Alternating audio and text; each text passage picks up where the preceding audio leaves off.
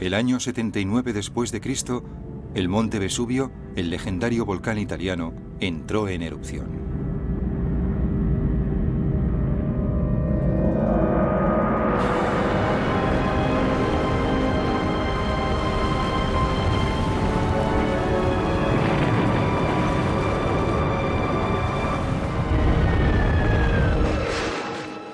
Sepultó la cercana ciudad romana de Pompeya, en cuyas calles y casas parcialmente excavadas se han encontrado más de 1000 cadáveres.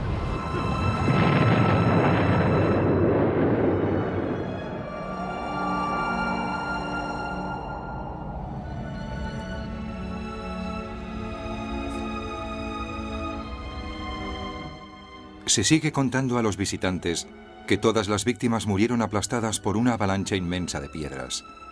Pero existe un misterio. Pocos cadáveres presentan signos de lesiones o de violencia. Y tampoco sucumbieron a la lava ardiente, que habría tardado una semana en alcanzarlos, tiempo más que suficiente para escapar.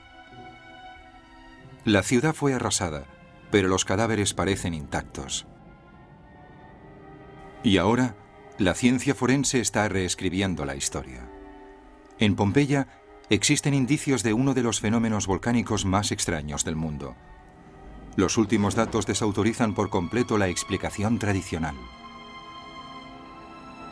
Por primera vez, es posible reconstruir hora a hora ese día terrible y resolver el misterio de Pompeya. Pompeya, a la sombra del Vesubio.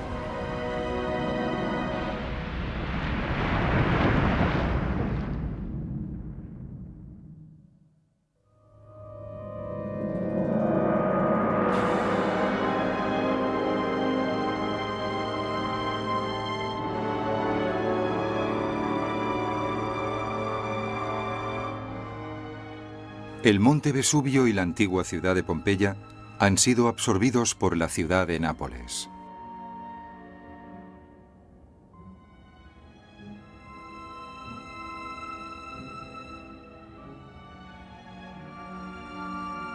El Vesubio sigue representando una amenaza. Ha entrado en erupción más de 30 veces en los últimos 2000 años. Durante siglos, la lava ha fluido regularmente de su interior y ha provocado daños en las ciudades próximas.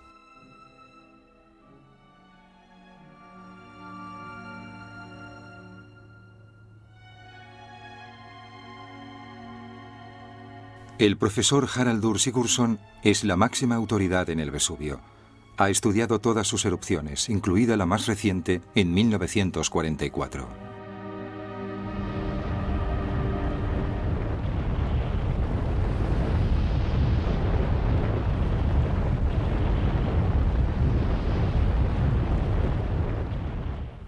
Aquí, detrás de mí, está el nuevo cono del Vesubio, que es el cono activo.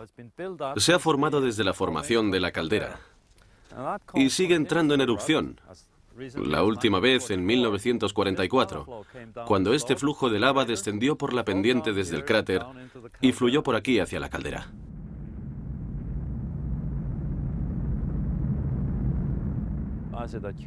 Al acumularse aquí, siguió descendiendo hacia el oeste y después salió del volcán para descender por uno de los principales valles que parten del volcán. Y después llegó a la ciudad de San Sebastiano, donde destruyó muchas casas y provocó unos destrozos terribles.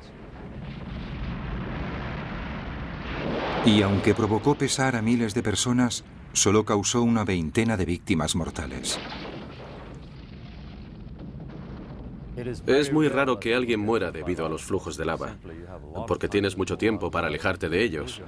Pero pierdes la casa, pierdes las tierras y pierdes los campos. La destrucción es considerable, pero el número de muertes es casi nulo.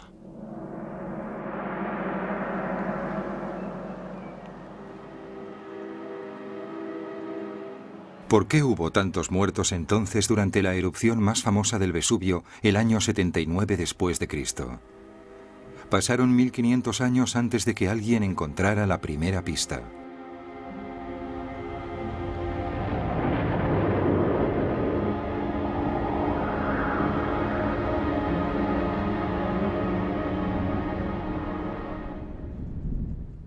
En 1594, el arquitecto Domenico Fontana supervisó la excavación de un túnel en la zona para desviar el agua hacia esta fábrica de municiones que sigue en uso. Sus obreros dieron con unas paredes pintadas que contenían la inscripción Pompeya.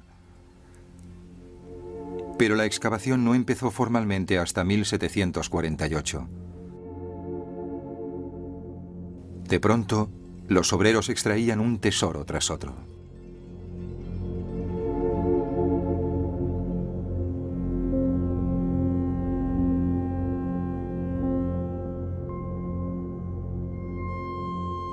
A los excavadores les sorprendió lo fácil que era excavar. El material volcánico que cubría la ciudad no era lava negra y dura, sino lava fragmentada en millones de partículas de polvo y piedra pómez. Y enterrada en ella estaba la pista más importante del misterio.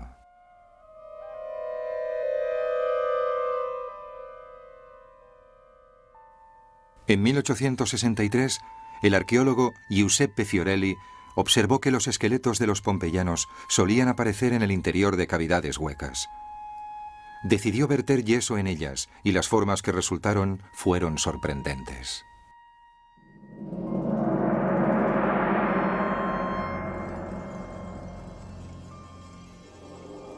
Sepultados bajo metros de material volcánico, los tejidos blandos de los cadáveres se habían descompuesto y habían quedado solo sus huesos, así como una impresión hueca exacta del cuerpo.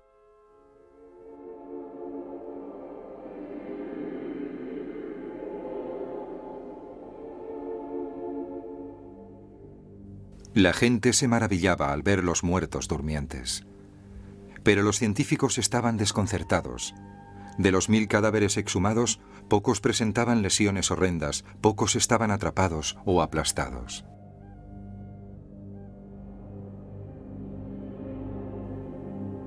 Ahora, con el desarrollo de la resonancia magnética en 3 dimensiones, pueden encontrarse pistas sólidas sobre la causa de su muerte. En la Universidad de Nápoles, el profesor Francesco Sasso ha escaneado 5 esqueletos encontrados en las afueras de Pompeya durante una reciente ampliación viaria.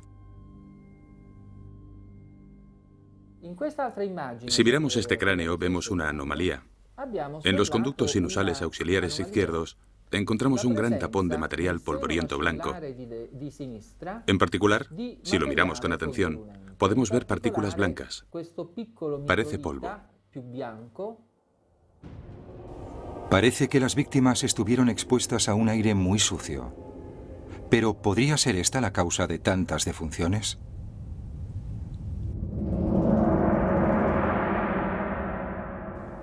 Haraldur Sigurdsson ha dedicado los últimos 20 años a resolver este misterio. Ha llevado a cabo un estudio exhaustivo de los estratos de roca en muchos yacimientos alrededor del Vesubio y acaba de finalizar sus cálculos. Estamos en Oplontis, al sudoeste del volcán. Se trata de una villa imperial, pero también de un lugar del que tenemos una estratigrafía completa. En Oplontis aparecen todas las capas de la erupción del 79. Estoy ahora en la superficie o suelo romano y aquí está la primera precipitación de piedra pómez, representada por esta capa. Sigurdsson ha determinado que todo este material cayó del cielo como si lloviera. ¿Podría haber enterrado vivos a los pompeyanos?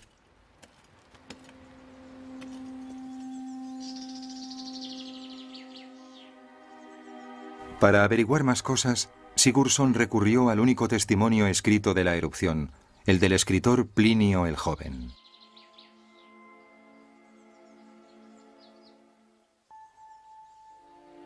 Plinio nos cuenta que él, su madre y su tío, Plinio el Viejo, estaban a 30 kilómetros al oeste del Vesubio, en el puerto de Misenum. Su tío era la autoridad de la zona y comandante de la flota romana. El relato de Plinio el Joven se concentra en la heroica muerte de su tío, pero proporciona también pistas vitales para resolver el misterio. Lo más importante es que sitúa el inicio de la erupción a las 12 de la mañana.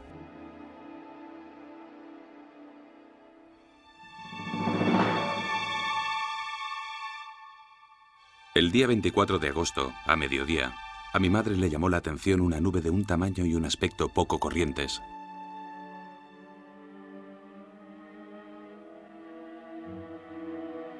Pidió los zapatos y se subió a un sitio desde donde poder ver mejor el fenómeno.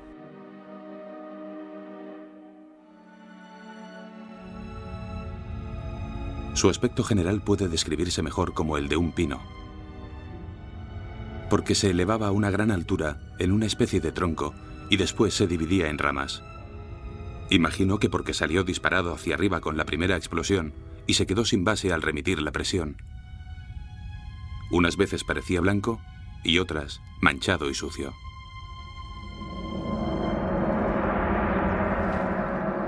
La descripción de Plinio de una columna nubosa que se extendía muchos kilómetros hacia el cielo ha dejado perplejos a los científicos. ¿Podría la erupción haber sido realmente tan grande? Sigurdsson ha medido la cantidad total de material que el volcán dejó caer en la zona y cree que lo que Plinio afirma es totalmente correcto. En lugar de un lento flujo de lava, la erupción del año 79 fue algo que solo ocurre cada 2000 a 5000 años. Una inmensa explosión de roca fundida.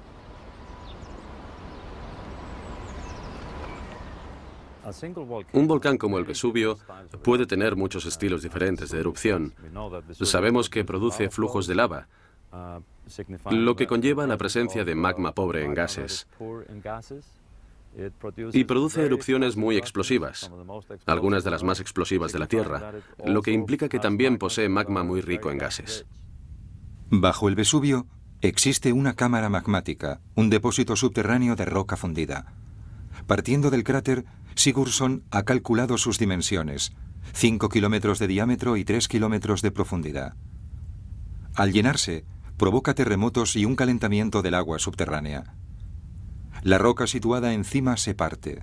Aparece una fisura y una fina columna de magma asciende hasta la superficie.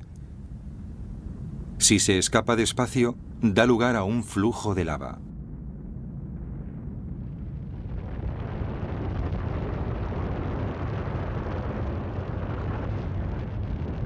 Pero el año 79 después de Cristo, la columna no podía salir a la superficie debido a la presencia de densas formaciones rocosas. La presión había crecido a lo largo de los siglos.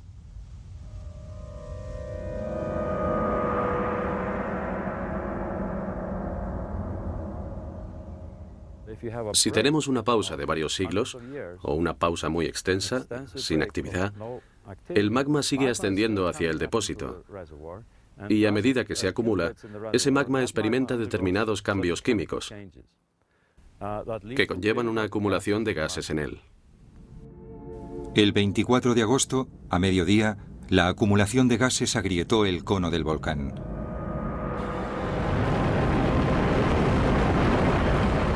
La roca fundida atrapada salió disparada, se fragmentó y se enfrió, de modo que formó millones de partículas de polvo y piedra pómez.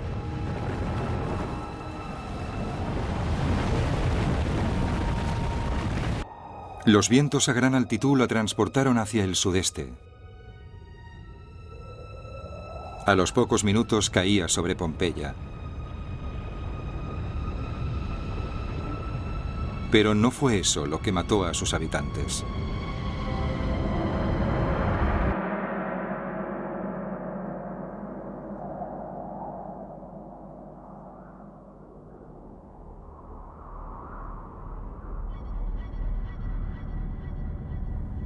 La erupción del Vesubio del año 79 fue la mayor en 4000 años.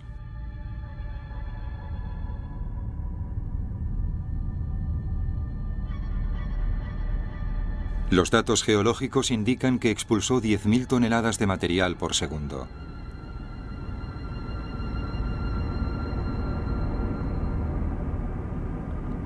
Tenía tanta fuerza que la roca voló a muchos kilómetros de altura y después cayó sobre Pompeya.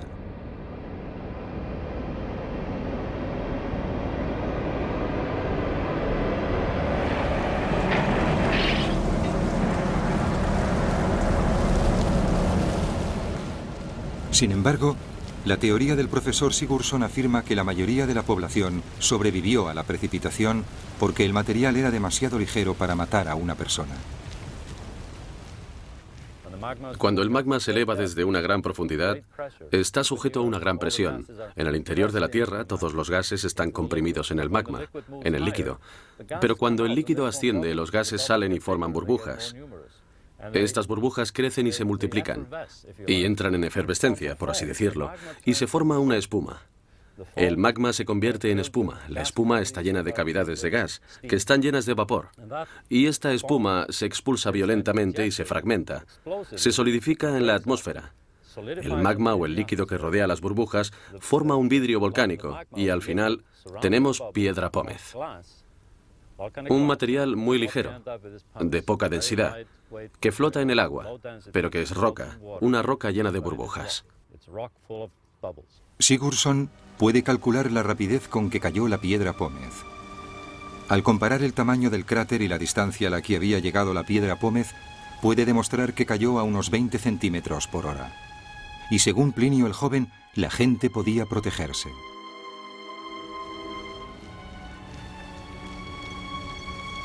Para protegerse de los objetos que caen, se cubren la cabeza con almohadas, atadas con telas. Dos autores, separados por 2000 años, afirman que la población de Pompeya podía haberse marchado andando. Pero entonces, ¿por qué no se fueron? Parece que al principio la gente no sabía qué pasaba.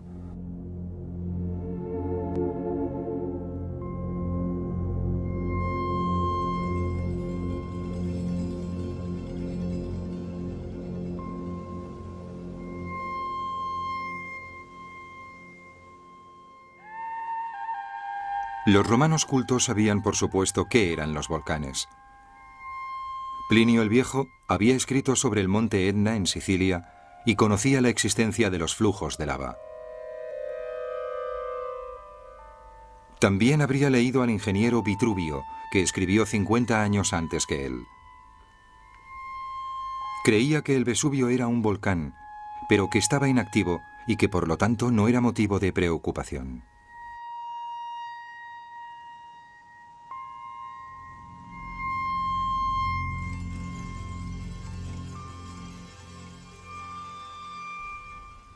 En aquel momento, el cráter del Vesubio se describía como cubierto de vegetación y de difícil acceso. También encontramos indicios en los frescos. Existe un fresco famoso que se encontró en Pompeya que muestra el volcán arbolado. Esta vegetación frondosa indica que el Vesubio no había entrado en absoluto en erupción en mucho tiempo. Los estudios geológicos modernos sugieren que en unos 400 años.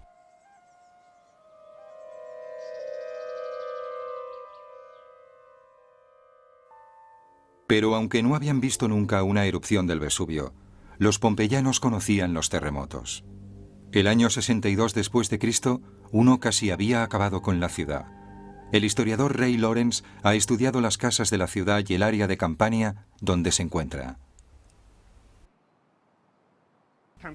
Campania se asocia siempre con los terremotos, de modo que hablar de Campania es hablar de terremotos.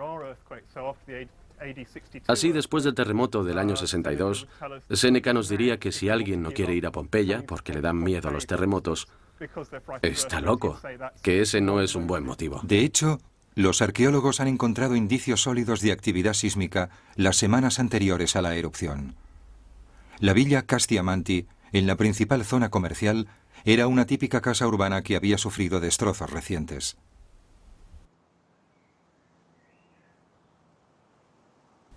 Antes del 24 de agosto del año 79, esta área habría sufrido mucho debido a los terremotos y fueron necesarios trabajos de reconstrucción. Se trata de una casa en la que se realizaron muchos cambios. No se trata de una sola casa, sino de un bloque de casas, todas ellas conectadas entre sí. De modo que estaban trabajando a la vez en distintas partes de la casa. Por ejemplo, se cree que esa mañana unos pintores trabajaron en la parte posterior porque se encontró un recipiente de pintura en un rincón. Pero la villa Castiamanti no es un caso único. Encontramos grietas reparadas de mampostería y frescos reparados por toda Pompeya. Puede que los pompeyanos no supieran que las erupciones inminentes también provocan temblores.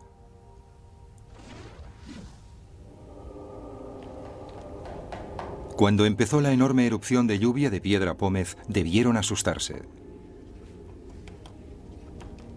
Pero su experiencia en terremotos les indicó que debían aguardar en lugar de huir.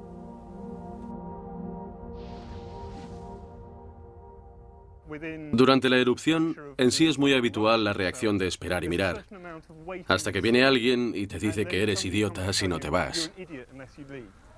Incluso gente como Plinio el Joven se sienta para leer la historia de Roma de Tito Livio en lugar de salir del edificio. Y solo lo hace cuando uno de los amigos de su tío, alguien de Hispania, va a verlo y le comenta: ¿por qué no te vas? Es lo más lógico que podrías hacer. El edificio va a derrumbarse y tendrías que irte. Un nuevo estudio topográfico del profesor de Carolis ha analizado todos los registros de las excavaciones. Ha señalado dónde se encontraron qué cadáveres y confirma que la gente vacilaba hasta cierto punto antes de marcharse.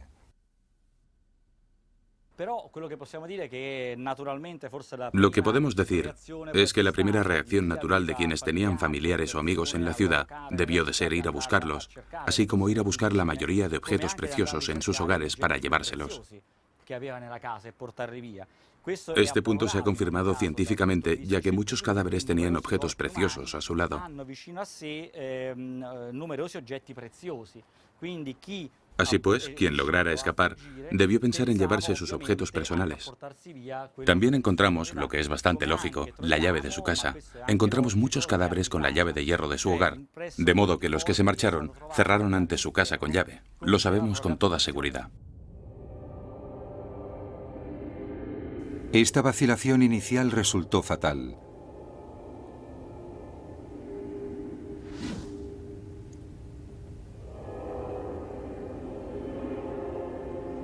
Según los cálculos de Sigurdsson, la velocidad con que el volcán expulsaba material aumentó durante las primeras horas.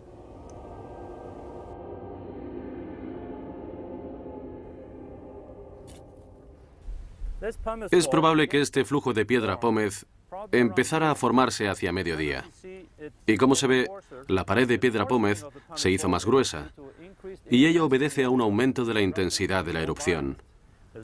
La erupción se volvió más violenta, había más energía y una mayor expulsión de magma. En esta parte, el magma salía a un ritmo de alrededor de 1 millón de kilogramos por segundo. Hacia la parte superior de esta capa, que es la que llamamos piedra pómez blanca, salía alrededor de 10 millones de kilogramos por segundo, de modo que hubo un aumento. La velocidad de salida de magma del volcán se multiplicó por 10. Esta fase concreta de la erupción recibe el nombre de fase pliniana, en honor a los Plinio. Plinio el Joven fue la primera persona que documentó y observó esta clase de actividad y que observó una columna eruptiva que se elevaba a gran altura en la atmósfera. De hecho, hemos efectuado un modelado y algunas investigaciones sobre este depósito concreto de la erupción, y sabemos que empezó como una columna eruptiva de alrededor de 17 kilómetros de altura y que llegó hasta unos 32 kilómetros. De hecho, el calor generado por la erupción fue tan elevado que la piedra pómez fue transportada a 30 kilómetros de altura, una altura 3 veces superior a la altura de vuelo de un avión. A partir de la hora de inicio que proporciona Plinio, los datos de Sigurdsson indican que a las 4 de la tarde, Pompeya estaba cubierta por una capa de piedra pómez de casi 1 metro de grosor. Para entonces, todos los tejados de la ciudad estaban sometidos a una presión insoportable.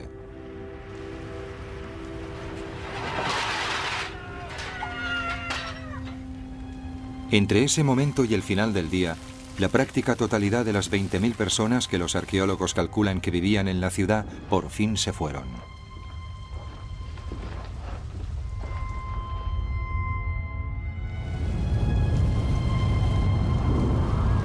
Pero se han recuperado 1.044 cadáveres en el interior de las murallas de la ciudad.